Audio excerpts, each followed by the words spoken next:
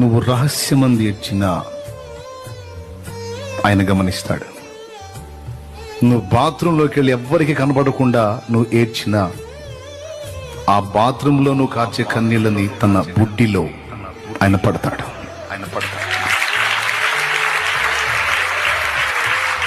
చాలా సీరియస్ నీ కన్నీళ్ళు ఆయనకి.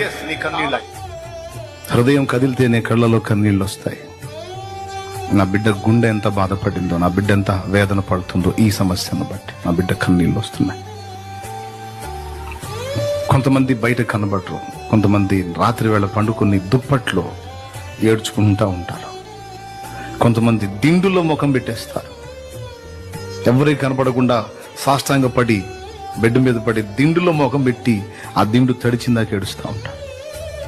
గుండెలో బాధ చెప్పుకోలేరు, ఎవరికి చెప్పుకోలేరు.